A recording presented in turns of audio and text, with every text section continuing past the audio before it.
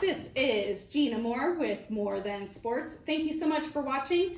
I have two amazing guests with me tonight.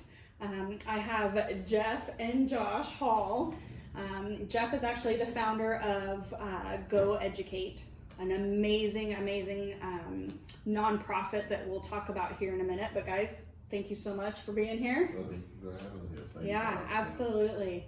It's, this is very exciting for me to share this with those that are watching. You guys, talk to me a little bit, Jeff, about what Go Educate is. Well, Go Educate is a nonprofit geared towards assisting students with the college admission process. Initially, when it was founded, it was designed to help student athletes who played football. However, 14 years later, because I started when I was 18, 14 years later, it has expanded to where we're helping students throughout all walks of life.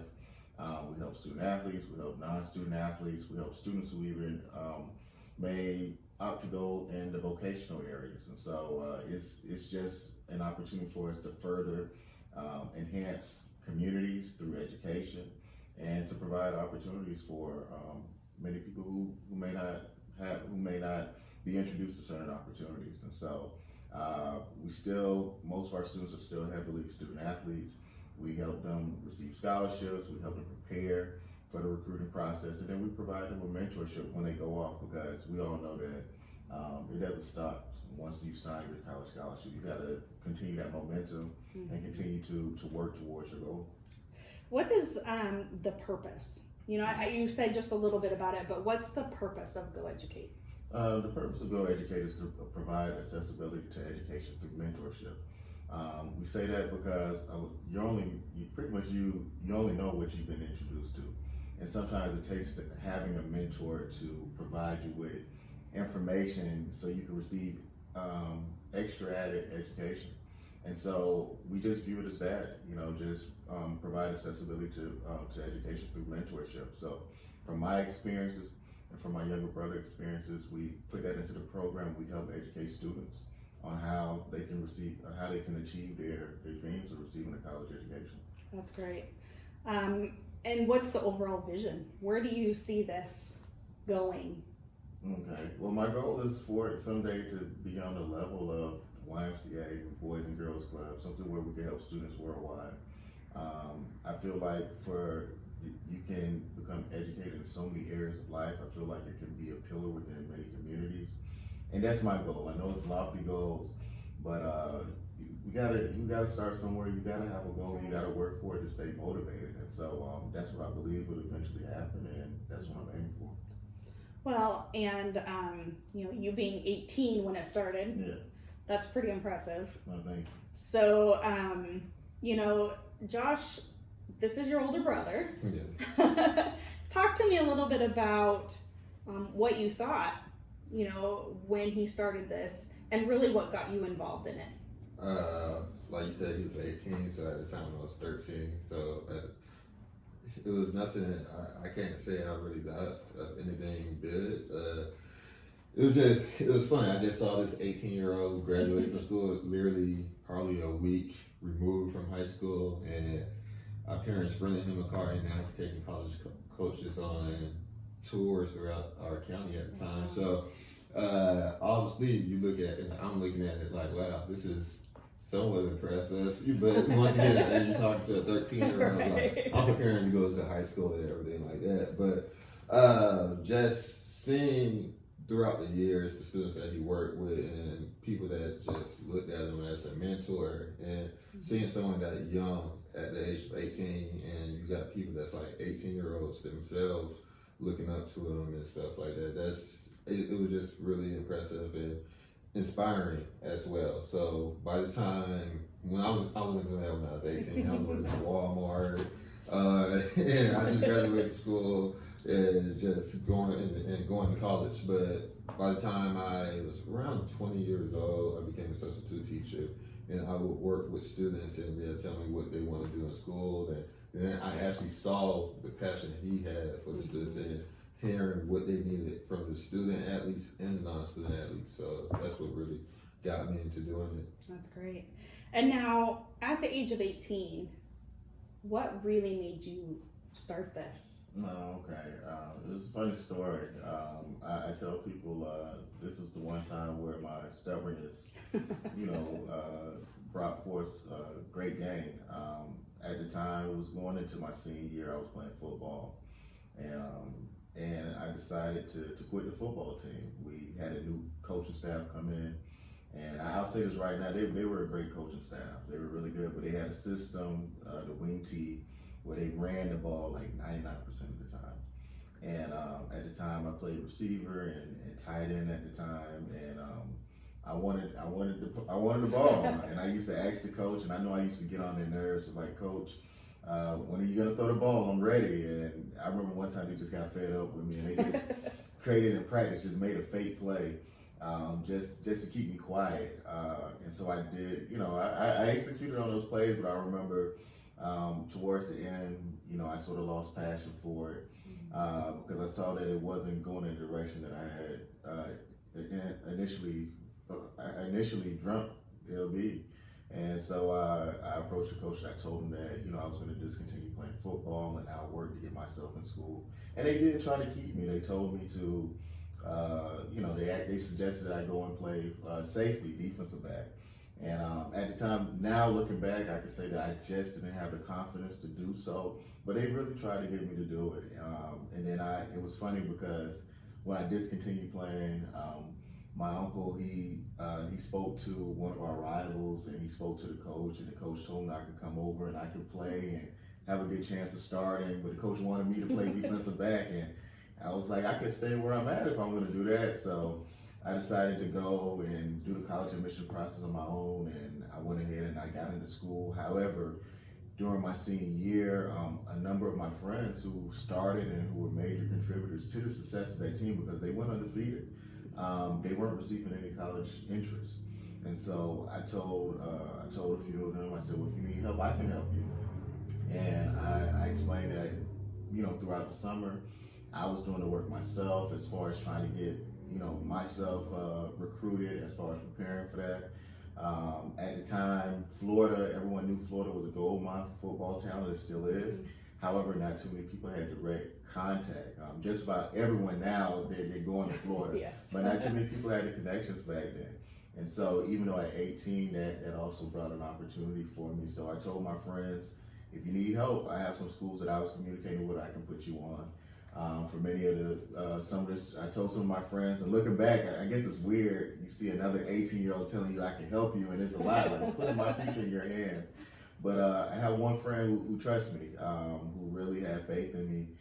His name is Brian Robertson, and I appreciate him to this day for just trusting me in that process. And he was one player. He was actually a student, very nice guy. He was a student that I always looked up to, great academic student, great athlete.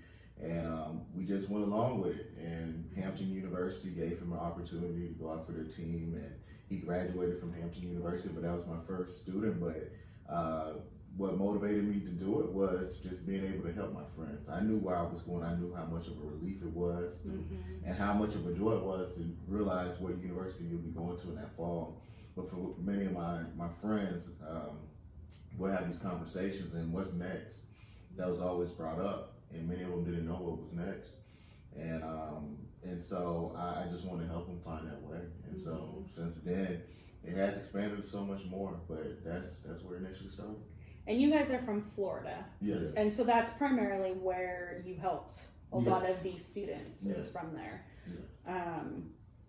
So you both played sports growing up. Yes. Who were your mentors? Okay. You want to start there? Like back then, like for sports or just in general? In general. I would say, obviously my older brother was one, but like our busy parents was one. My father, a very charismatic individual, and very knowledgeable. I always give him credit for a lot of stuff I know. Mom, and then just growing up in the area, was really connected to our godparents. Like my godfather was really good.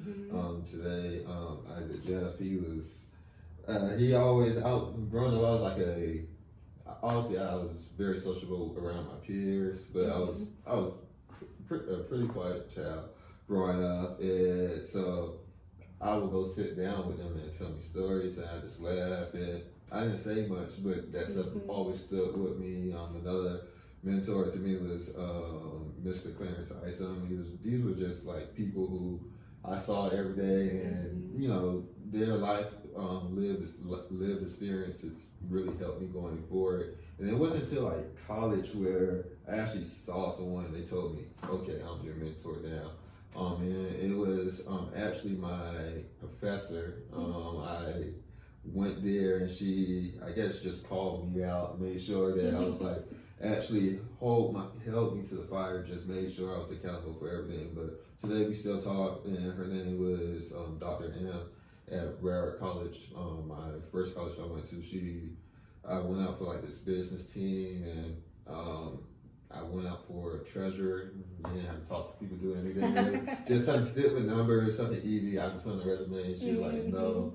And then I was put on like the forefront of a lot of places. She just helped me going forward with like how to go along in my career path. And to this day, I still talk to her. And now I said another mentor would be his mentor, Tyrone Keys, and Dr. Lake, that's actually in this community, who helps me out. So throughout my life, I had several mentors that brought me here, which they all still play a very important part of my life. That's great. You know, I think that's kind of the role of a mentor is to have some sort of impact. Yes. You know, I mean, you kind of have to have an impact. So that's awesome. What about you, Jeff? Yes, this is similar. I mean, even though we are 5-year age difference, our parents made sure that we were really close. So we shared a lot of experiences, even though there were certain things that was really like peculiar to each of us.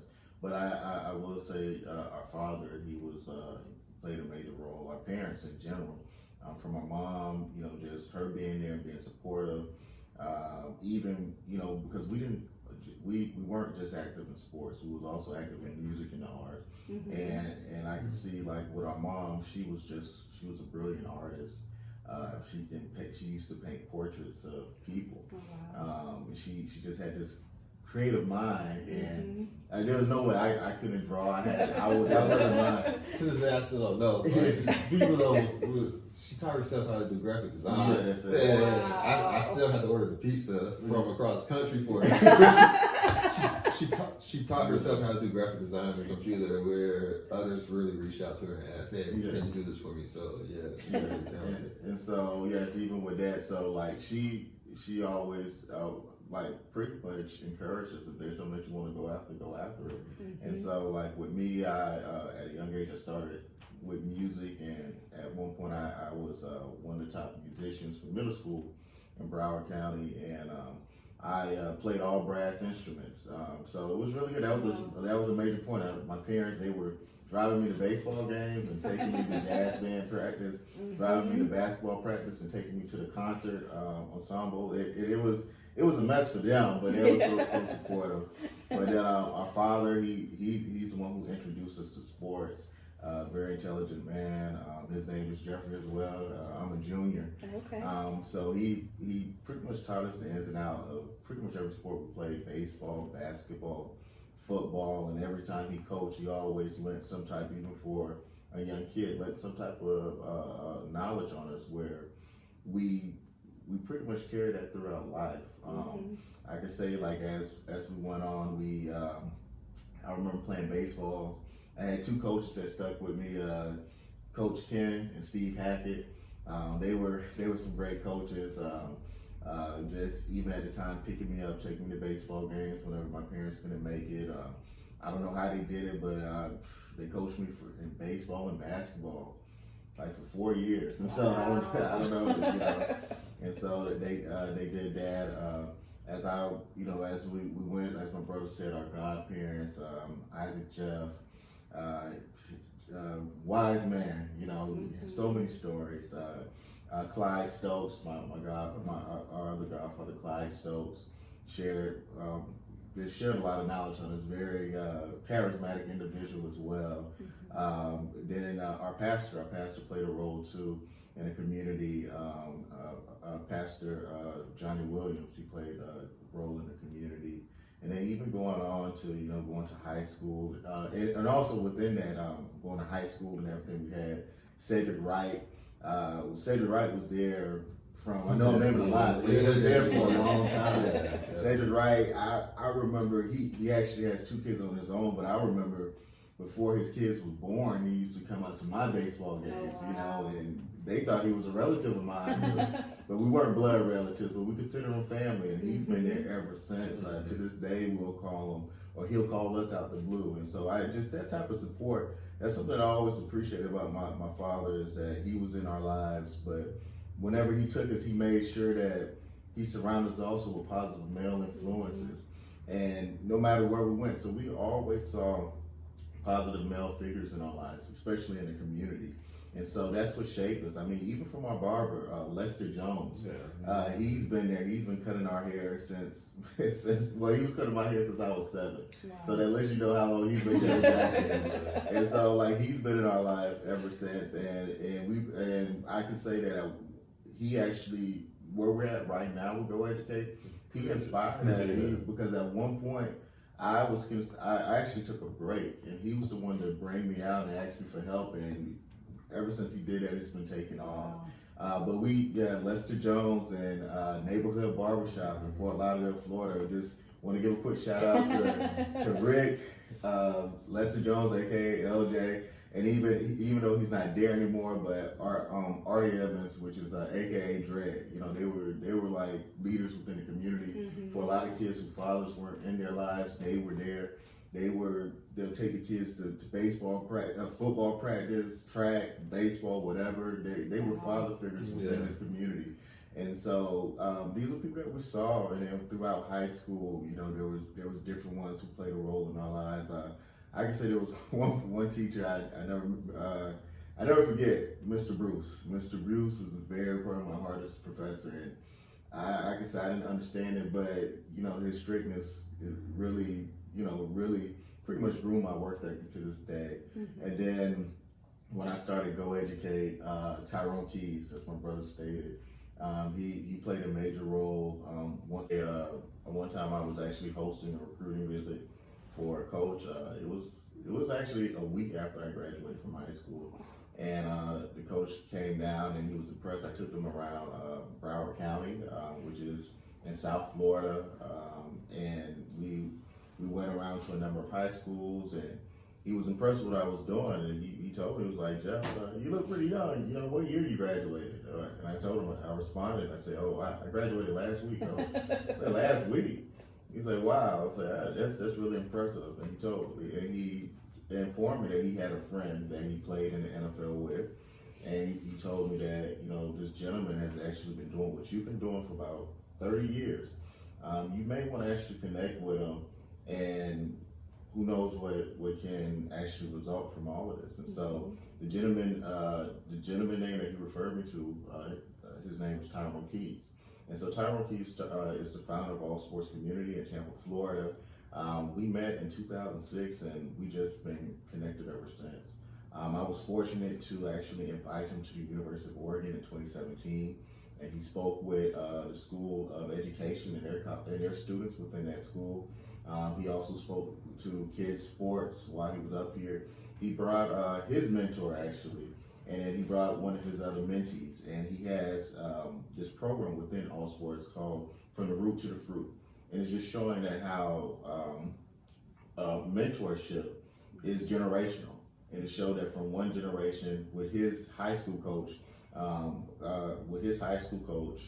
who mentored him, and then once he went to the league and once he graduated from college, went to the NFL, the league, he was able to mentor someone else. And so this probably spanned over 60 years, And so, and then I was the youngest one out of that just kept it going, and then my brother right here. So we're going from something that started in the 60s to we're doing it now, we're students in 2020. And so he introduced me to that, and he played a major role as a mentor. And then we can't forget about the many women that influenced us and inspired us throughout our projects. As we stated earlier with our mom, she played a major role to tell us to keep going and She provided us insight on, how to get into the school systems, how to actually prepare and introduce ourselves to the different officials, principals.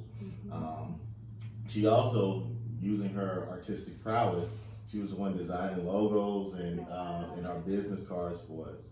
But we also have to say, like, just through growing up, in addition to our mom, her friends, Miss Claudia Campbell, who played a major role, who worked with our mom, and to this day she still plays a role with us. We have to talk about our godmothers, Yvonne Cunningham, Janice Jeff, Carrie Stokes. These are really like our second mothers who really, our grandmothers had passed when we were younger, and these women stepped in and they showed that we had all the support we needed to get to where we're at. That's it. And they still, they communicate with us to this day. We have TC Isom, who we always talk to, and we have Bernice Walker. It's so many women who played a major role here, and so that also shaped, our outlook, as far as respecting women. I mean, it's from also growing up, being raised and being around respectful women, and women that actually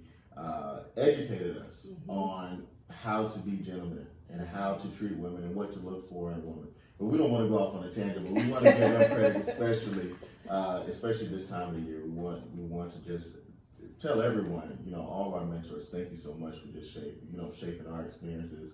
But we definitely don't want the special women in our lives to be forgotten. Well, and it sounds like obviously you guys have had many mentors in your life, which is amazing. Some people aren't as fortunate, and so I think that's great. They've all had an impact on you guys that you guys are now, really carrying on. And I think that's amazing that you guys see how important being a mentor is, and that you guys are passing that on as well to these students. So let's talk just a little bit about Go Educate and how it works. You obviously have relationships with students. Some are student athletes. Talk to me about the process and how that all works. I know I have a lot of student athletes that watch, and so if that's something that they're interested in, or coaches that would be interested, how exactly does Go Educate work? Okay, Go Educate works. It's pretty much offer a referral basis. Usually someone in the community, a high school coach or a teammate or a former player, they'll refer a student to speak to us. Once the student get in contact with us, we just ask them a few questions about their current situation. So we ask, the basic questions: GPA, cumulative GPA, core GPA, their test score results, whether it's SAT or ACT. But in addition to that, we delve in deeper by asking, what are they expecting from a college, from their eventual college experience. And for many students, that may catch them off guard on the spot, but we really want them to think like it's more than just going into, it's just going to school. Like, there's a lot of things that contribute to having a pretty much a good college experience, a successful college experience. And so we just ask them those questions, like whether, for many of our students that we have helped in South Florida, Fort Lauderdale, Miami, that's a big city. And so for these students, it'll be the first time going away from home, but they don't realize that they're actually accustomed to a few things. And so we ask them, how do you feel about the country? Going to somewhere in the country, would you go to a small town where everything closes at 10 o'clock? Right. We know that even at 17, 18, you're not really doing that much in a big city, but if you want to go and get some pizza, you can go and get pizza at 2 o'clock in the morning. That may not be available to you if you go to a smaller area. Something that we talked a lot, because I actually worked in this in higher education, is diversity.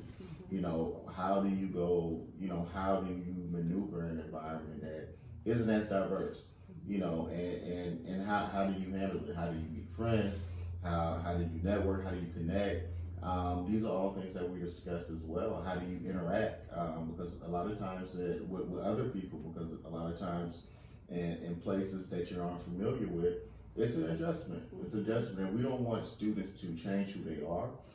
We just want to inform them what's there, where you can be informed of your environment, but you can also be yourself. We want every student that we work with to be themselves. Like, we do know there'll be a level of maturation that takes place once they go to school. However, at the end of the day, we don't want you to be anything else but yourself. Right. And so we ask students about that, and once they tell us that, we view their film. We actually assess their film, what level we think they can play at. For football players, we'll assess their level. We take into simple things: size, weight, their height, weight, athleticism, competition. But then we just assess their skills overall in the film. And from our previous students that we have assisted, we'll compare it to that, and we'll reach out to the coaches that within our network, and we'll let it go from there. And we'll also inform the students depending on where they're standing academically. We're informed on the different options that are made available to them. And so sometimes with students, the best route is to go the junior college route. Sometimes, the best route may be to take that Division II offer. And then you may have a stud that can play SEC or, at a major FBS school. However, we want the students to have a fulfilling experience, and we want to help them get an education. So we just take all that into consideration, and that's the process. And then, depending on the students, we'll just continue to guide them through the process. For some students, they're talented enough where they meet all the requirements for colleges, and they'll find a school within a week. Some students, it'll probably take a couple months, but we have to be there to pretty much to guide them through the process and let them know that everything will be all right. Because with recruiting, it's a roller coaster. It's a roller coaster for everyone involved. However, you just have to just be patient and remain strong.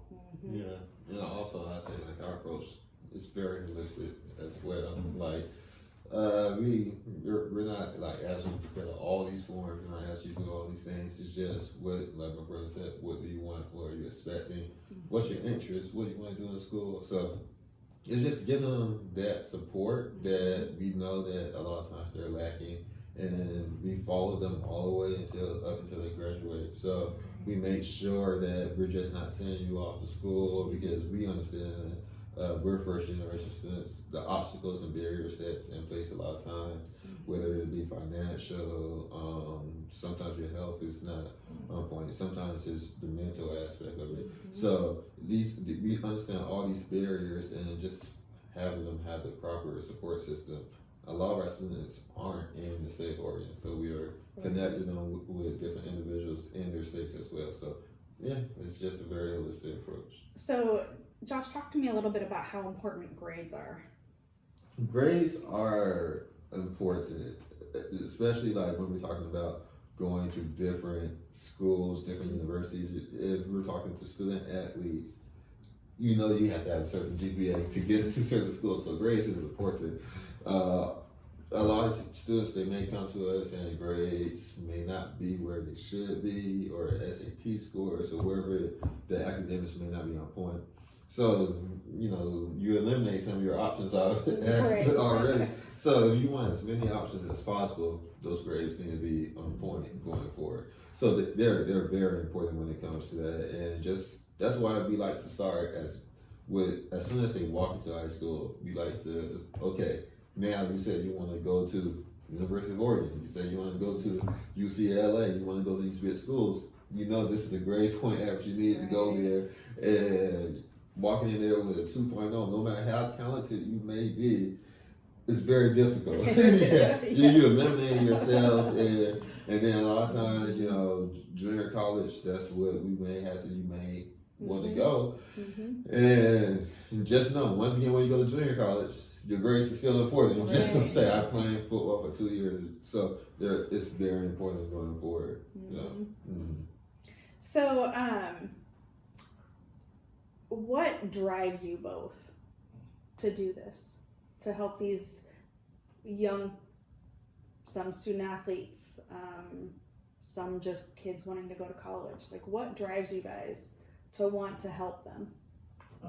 I'll say from our personal experiences, just growing up, just sometimes just not being as secure financially as you may want. For many students from our area, they're looking for a way to success.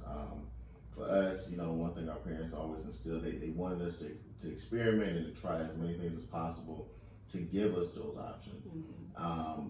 That type of support we became privy to understanding that not everyone is offered that same luxury.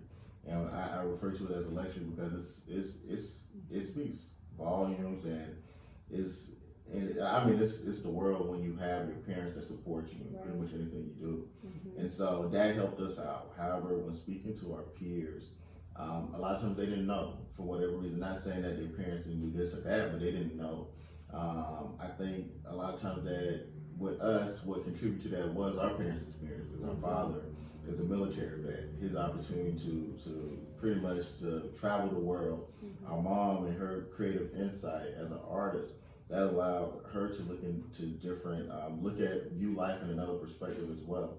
And so all of that, contribute to us. And then we have to talk about our grandparents. This is a generational thing. Our grandmother, on our mom's side, our maternal grandmother, she actually was an immigrant from the Bahamas. And so coming over and starting a new life, it was hard for her, but she did it. But she always instilled, getting an education, and I was fortunate enough. I was blessed and fortunate enough to have her actually see me go to college. She unfortunately passed away during my junior year of college. However, she used to, when I came home for the weekend, she'll drive back with me and drop me off because when I initially went to Florida International University, it was only like an hour away from my hometown. I wanted to be close to my family, and I don't regret going there at all because I accomplished everything I set out to, especially that family connection. Our paternal grandmother, she was actually from rural Georgia, the country part of Georgia. She worked in the bean fields and everything, but she sacrificed for my brother and I, and she also instilled in us to get an education. And so, the seeds that they planted and they passed on to their kids, who was our parents, and then what our parents reinforced with us, it was just that root blossoming into a fruit. And so that inspired us to do more. And then what we wanted to do was also help empower our community. And so just seeing our friends and that need help, this is the way we can do it. If I had $1 million to give to people, I would. But I have knowledge, and I feel like that's just as valuable, because we can always provide information that can help that individual get to the point that they need to succeed. And so that was my driving force. I'm pretty sure Josh has something to say. Yeah, so it's pretty much the same thing. I look at it as like breaking those barriers, pushing those barriers. I always tell people when I go, they look at me and they say, okay, you went to school, you had this education. And I was like, yeah, but I'm also just that one support system. Like I listen to my mentors away from being where some of my peers unfortunately ended up at. And I know, and I didn't, that's one thing with me, I always remember where I came from. And I understand, like, there's other people that needs that support system who may not get it. And some people look down on them like, I can't believe you didn't do this, I can't believe you didn't do that. No, nobody was there to give them that support, and that's one thing that really drives me. Like, I want to bring these kids, have them have this support system. I want to make sure they create generational wealth when we talking about going forward. They have that success in their families where if growing up, there was a lot of kids who was just talented, like crazy talented, gifted, blessed with so many talents. It was one, like, if you go back home, I'm pretty sure a lot of people do this in other states, but just in Fort Lauderdale, you go to a lunch at a local high school or grade school in town, they're beating on the desk, making beats like that, like crazy beats. But unfortunately, you see like teachers, they get suspended. Right. I used to remember kids in my class used to just draw while they get detention for it. So by the time they graduate, where do you think they're going? School has been punishing them so long, it hasn't been helping them be successful. So that's what I want to do. Like all these things that we look at that people may look at just being bad or the kid being lazy. I want to change that. So I enjoy working with like creatives. I enjoy working with people in STEM, and a lot of times you look at kids in STEM. Sometimes they may not have the support system they have because back home you're just not funding the schools the way you should be when you look into that. So when I say I want to break down barriers, that's what I want to do, and that just drives me every day to like, okay, how can we? Ideally, our job is to put ourselves out of job. Yeah, like as a nonprofit, we want to make it where several students is able to go to school. They have the knowledge, they have the support system in place, and that's what we're trying to do. You know, I guess that's not the greatest mission statement put there, but at the end of the day, that's what we're trying to do. We're trying to make sure that these students have that opportunity to be successful, and at this point, it's just do whatever has to be done to do that, and that's what drives me every day. Well, and education is obviously very important to you guys. We have how many master's degrees? I have 3 master's degrees. So 3 master's degrees, and you have 2? Yeah, I'm completing my second one in like a couple of months, so it's gonna be 2. Yeah. So that's pretty impressive. But you guys are first generation college graduates. Yes. So I think that's a great example. You guys are a great example of what you can do when you put your mind to it, and really starting out a new generation. You won't be the last. Yes. I mean, and that's what's amazing is that education is that important to you guys. You guys are living it, so you're not just out trying to find other kids college scholarships. You guys are living it as well. Yes. So I think that's great for others to see. You're not just talking the talk; you're walking the walk. And so I think that's amazing. So let's talk about. I know you've talked a lot about Florida, which is where you're from. Let's talk about here in Oregon. What's your presence like here in Oregon so far? Our presence, I would say I say we have a decent presence. That's where we want to be. We are involved in the community.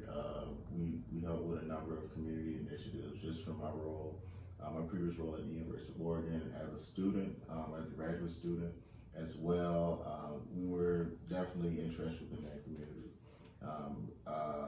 However, more work for Go Educate. We're actually trying to gain more exposure. We want to be of assistance to the students here in Oregon and Eugene, and to students throughout the Pacific Northwest. We like the culture out here. We want, of course, being from Florida, we want to add a little bit, to it. However, we want to actually help students in general just reach their goals, So whether if you're a student athlete, whether if you're a non-student athlete, no matter what, we want to really just help you reach your goals. And since we're up here, we want to work with these students. And I always tell people, the summers in Oregon are really nice. Compared to Florida, I love Florida, but it's just scorching hot around the summertime. So I love being up here during the summer. Now, what you said you're somewhat involved in the community. What role can and does the community play in your efforts?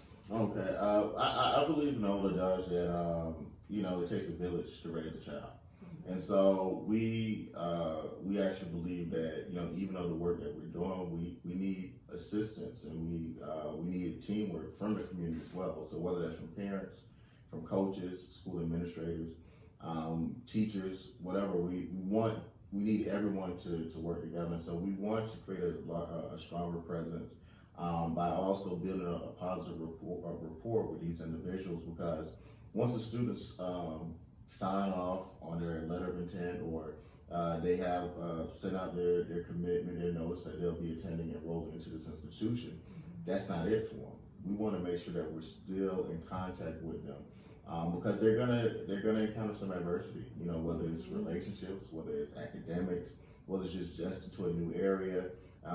They're gonna experience all of that, and we just want to make sure they have a strong positive circle where they can get through it. What helped us out is that we had people that was positives, you know, that were positive influences in our lives, even from peers, you know. And I think just from growing up being around positive individuals, we were able to identify our peers who were like-minded that motivated us to actually achieve our goals. And so we wanted to pass on that same experience and knowledge to students as well. So we need the football coaches. We're not here to step on anyone's toes. We actually just want to assist you. We need the parents. We don't want to bog you down with some unnecessary information, but we want to let you know that your child will graduate from college, but we need your input as well, because you're just important in this decision-making process. We need the administrators. You know, we need to bog down these students to make sure that they get the academic requirements, they achieve the academic criteria that is required of them. And so when we contact them, we may ask for an unofficial transcript. It's for that, just to review, to make sure they're on pace, because as my brother stated, academics play a major role on which institution you go to. And if you go to, let's say, if you do go to Division II, the academics play an even larger role because they give out grant aid packages. And so for students, some Division IIs, they give out full rides, but many of them don't. So depending on where you stand academically, that's how you get added money to pay off everything as well. And so we had a number of students in the past who were able to get additional aid to assist with their expenses because they had the academic.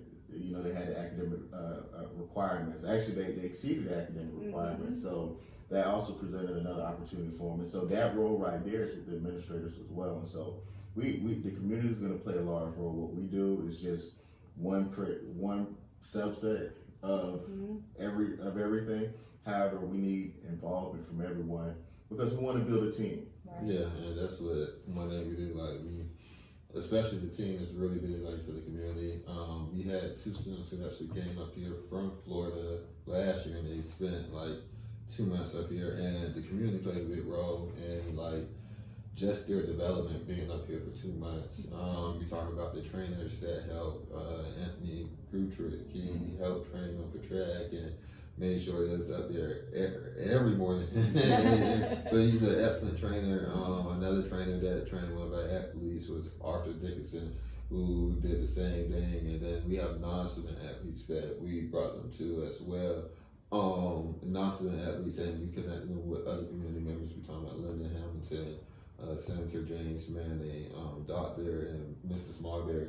All these people play big roles with them. Troy Elias, like these are the community that we talk about that we want to continue to build. These people, they want to help, and they're here for you and to help build that support system. So that's one thing we really try to work to build them all together and build that team. Another one is Apollo Sanchez. Does a really good job just talking to people and reaching back out to the community. So these, once again, that's just the community.